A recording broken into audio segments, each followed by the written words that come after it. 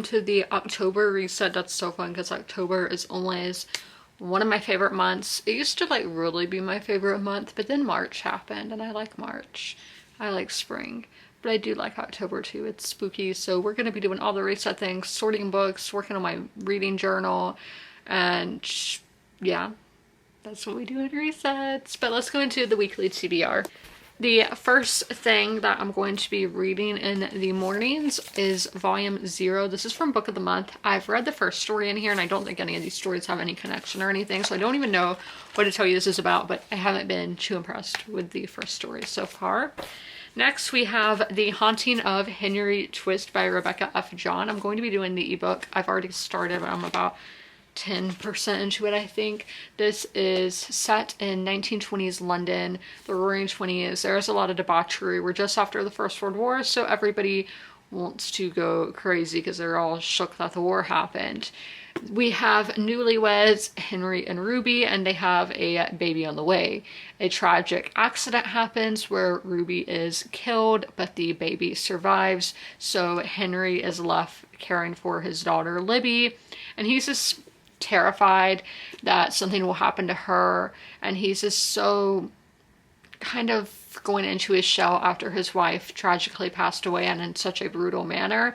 But then comes along Jack Turner. Jack is very magnetic and just has this charisma to him, and Henry just finds himself drawn to this man, and he doesn't know if there's a connection from Ruby or not.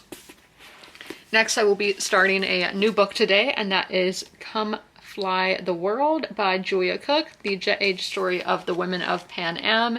Glamour, danger, liberation. In a Mad Men era of commercial flight, Pan Am World Airways attracted young women who wanted out and wanted up. So it's all about flight attendants for Pan Am back in the day. And I'm going to be starting another new ebook today, and that is Founding Mothers, the Women Who Raised Our Nation by Cookie Roberts. This is about the sisters, wives, mothers of the founding fathers of the United States, because those men would not be who they were without the women in their lives. Those are all of the books that I plan to read this week in the October Reset vlog.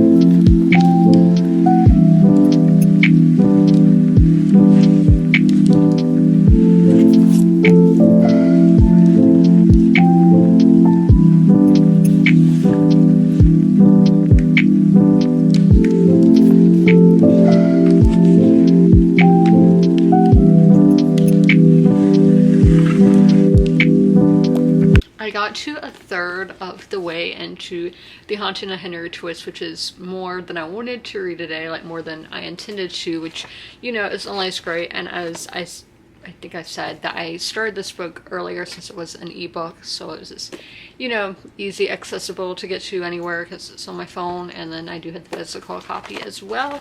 And this is giving 2-star vibes. Characters are good. We'll give the characters a 3.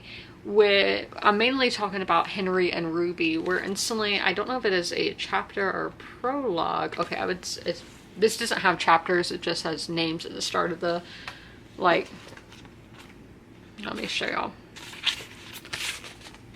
You see it's not a number. So the first chapter, we're seeing all these happy moments and everything, and you know something's bad going to happen. So you're instantly feeling for the characters as you're knowing this impending tragedy is going to happen. They don't know that, but you know it's going to happen.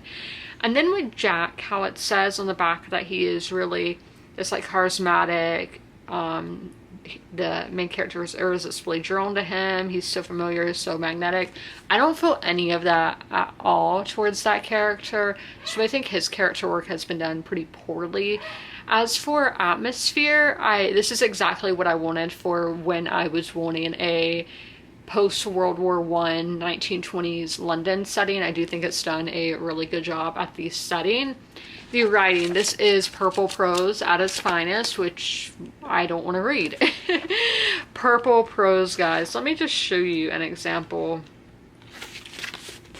You see how many words? And it will be really beautiful if, like, I'll read a paragraph and be like, wow, that was really pretty.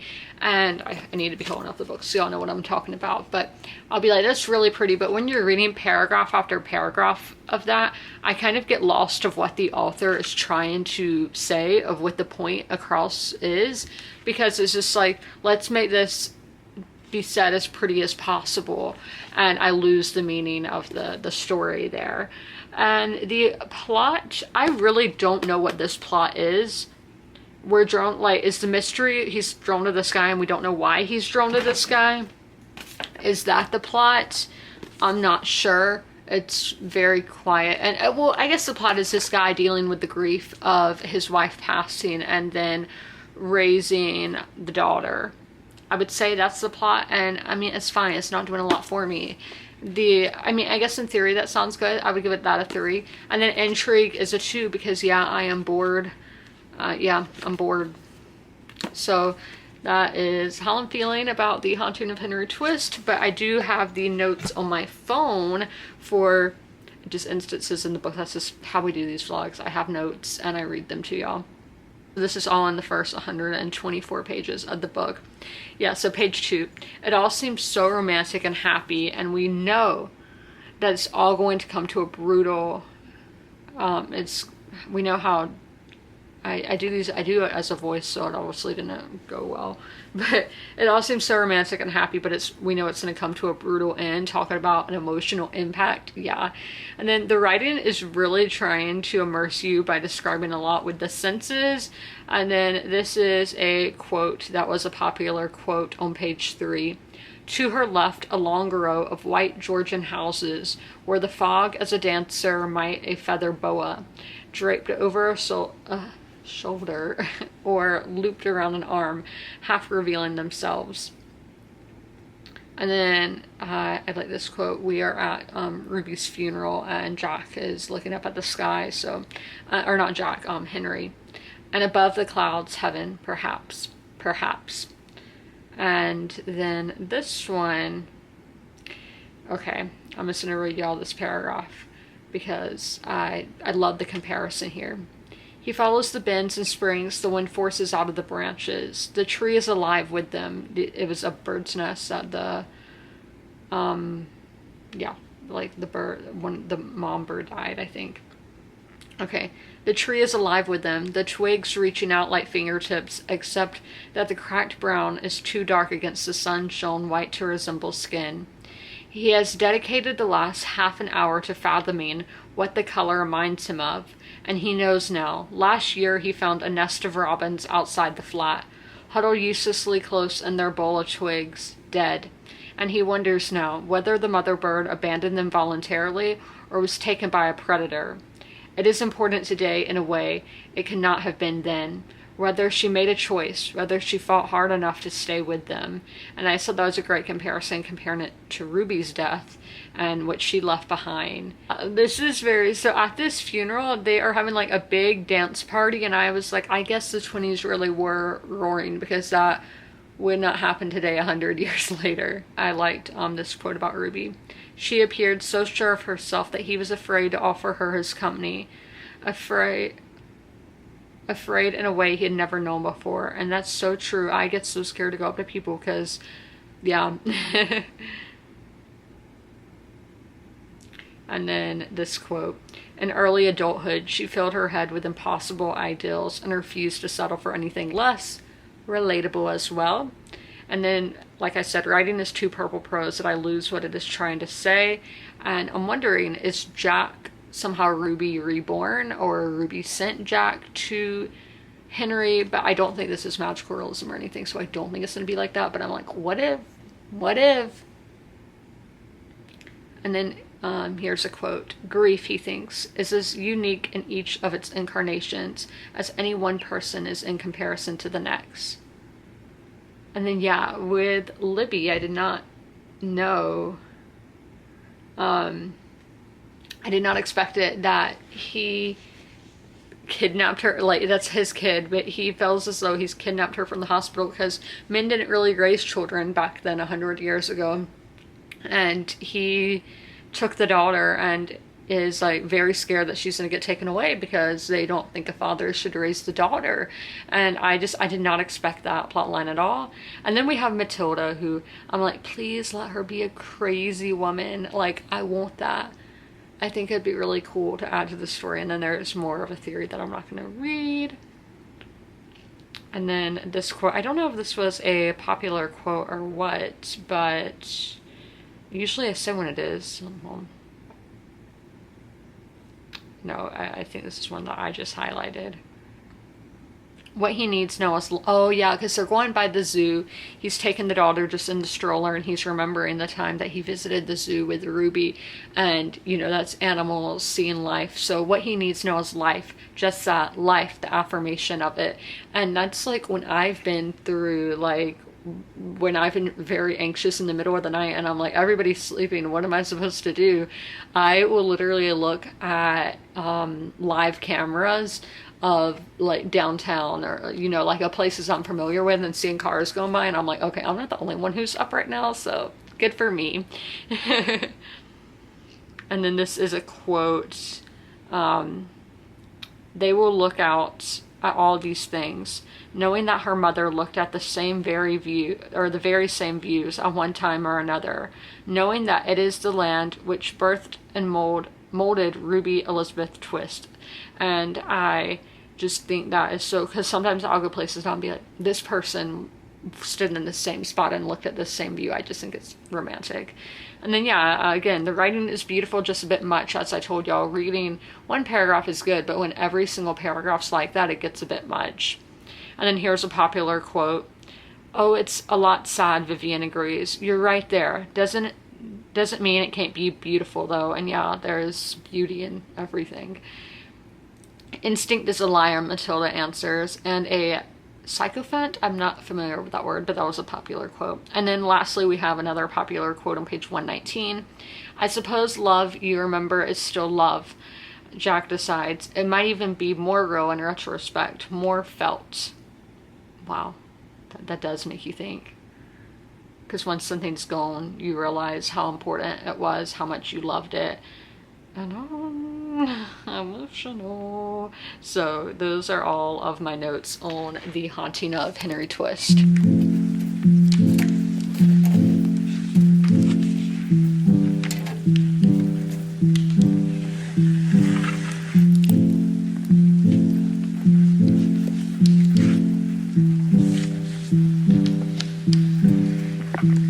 Hey guys, happy Tuesday. I know I always talk about hair, but Do y'all's cats mess with your hair? This is something that really only Fred does, and he does it to other people, not just me. But like, he had his paw, like he put it on my head because he was bathing and needed somewhere to prop his paw, I guess. And then he is like, I had my glasses on the top of my head, and he's just like messing with my hair. So that's why it's like that. Itchy eye. But okay, I read 81 pages in here today, which yes, I could have done more, but I didn't feel like it, and you shouldn't push yourself to do things that you don't feel like doing. So I did get to 64%, and I'm going to the Kindle app so I can read y'all my notes here. Page 126, this was a popular quote. Just as he knows, or has come to know with age, that love is sometimes nothing more than a long succession of different degrees of pain, a wound of the most splendid sort. And yeah, that's definitely true, but I know it's not always pain, so I feel, I can see what they're saying, but you know. And then I liked this quote on page 135. He wonders how old his daughter will be when she realizes that he is simply a man. And yeah, everybody is human. As kids, you see just these figures, like your parents, teachers, whatever, as being something totally different, and figures of authority being something totally different. But no, everybody is just a human. And we're seeing this Henry falling in love with somebody, with Jack. And I just think it's so fast because it makes it seem like he's so in love with his wife and that he's grieving his wife so much. And then he's just falling in love with this other guy so soon. And I don't like that. And I think it doesn't match with the story of how it started. It just doesn't seem like a real person. Like, he didn't exist until he met Henry. I know things that happened to him in the plot before, but I don't know a whole lot. I don't know like his whole backstory, and that's why I'm like, this would be a great like magical realism, because I'm like, what if he's just like an apparition or whatever of Henry's mind? But I don't think that's the route this book is going to go. And this is another quote that I like, and this was on 166. What I love most, she explains, is being able to, this is about reading, is being able to stop wherever you like. She flicks through the pages and then lets the cover fall shut and places the volume back on top of the pile. You can go so far as the lovers declaring their love and then leave them forever happy, forever wrapped up in each other. You don't ever need to know that one abandoned the other or that one died young and left the other alone. And yeah, that's beautiful. And then we had this part of Henry looking into Jack's eyes. He knows, for instance, that he will never tell Jack that he loves him. Never that, however sure he might be, that if he looks far enough into Jack's eyes, he will see Ruby looking back. And that is just so toxic, that he is seeing this other person rather than Jack. And I think this is incredibly toxic. So I hope this isn't meant to be a loving, romantic thing. But I really don't know with books these days.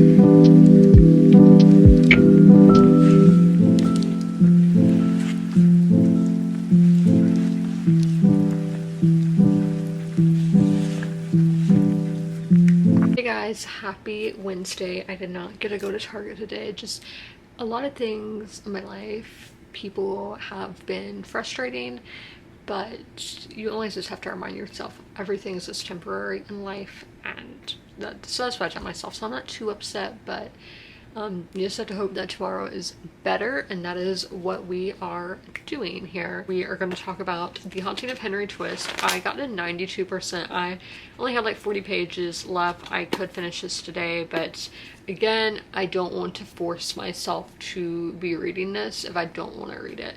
But we are going to go through things that I underlined and that I made note of today, because that's what we do in these vlogs, is it not?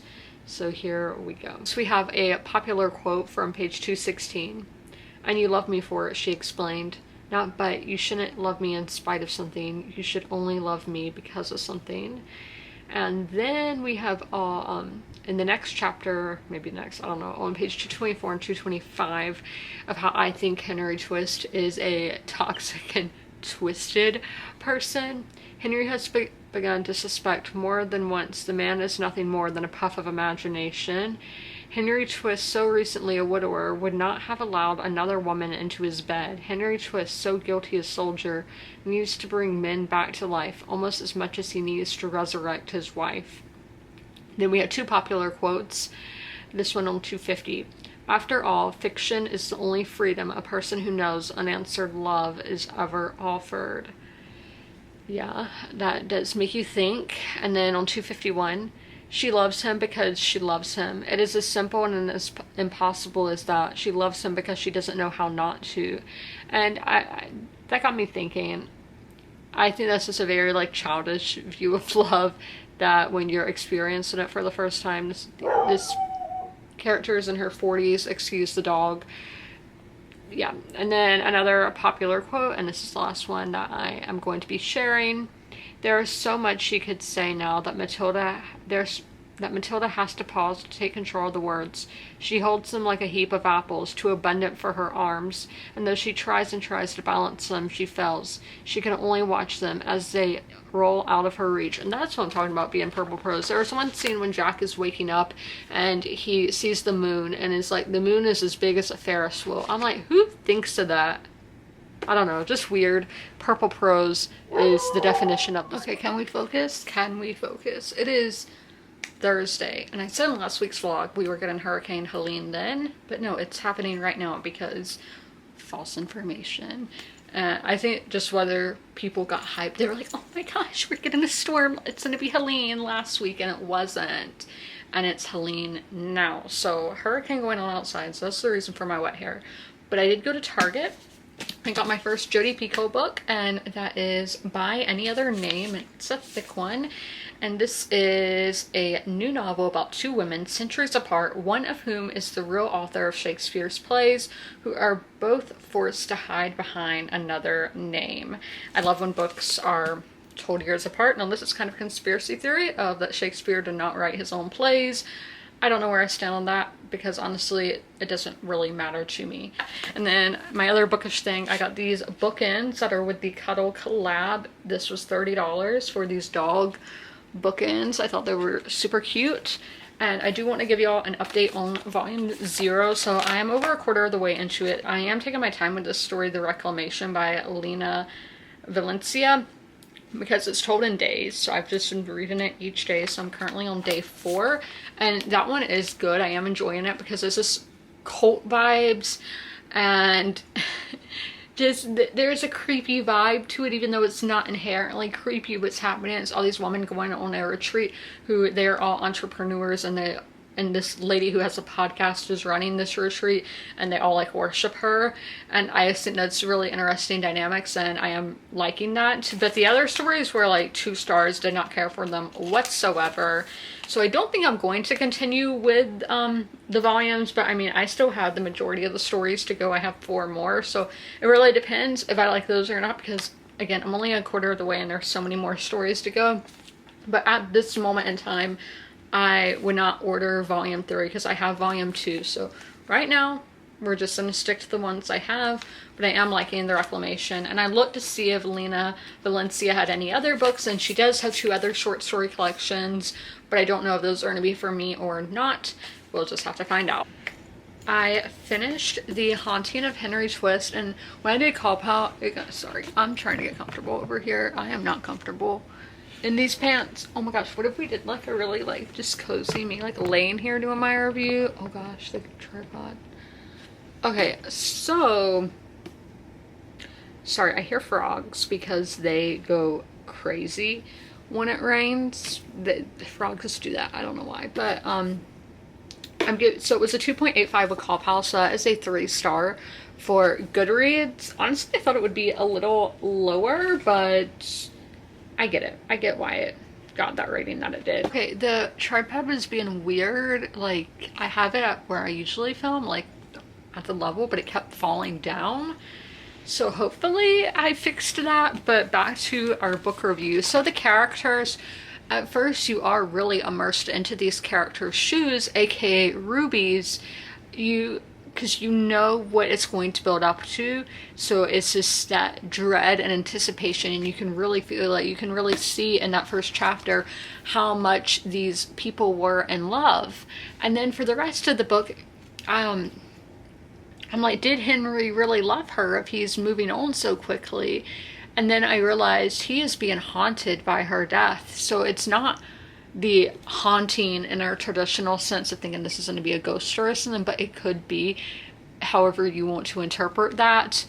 And so, but the way he went about things made me feel like I couldn't believe that love that they had.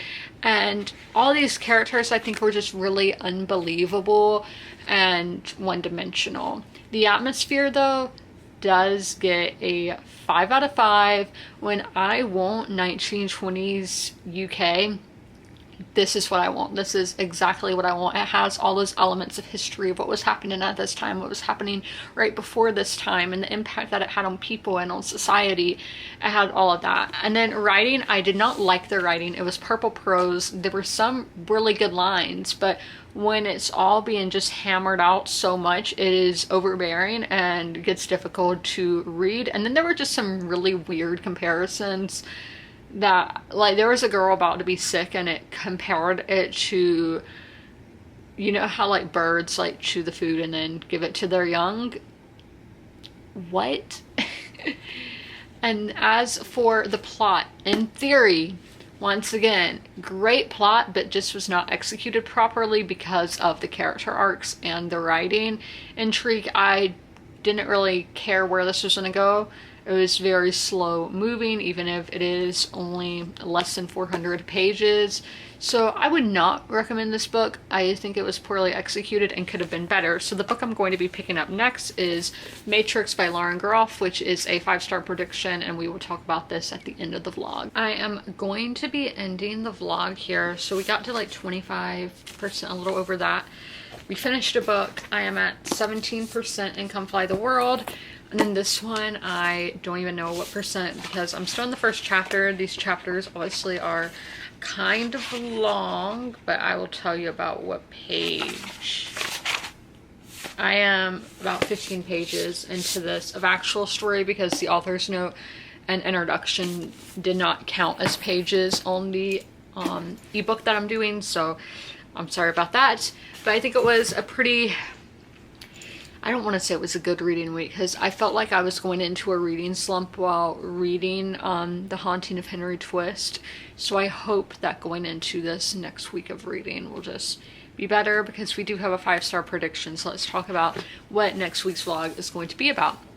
It's going to be Matrix by Lauren Groff, who I've given a 5-star to before with Florida, and the Vaster Wilds, I gave some like a high 4. I don't remember exactly what I gave it, but her books make you think and reflect so much, and I love when a book can do that. So let's see what this is about.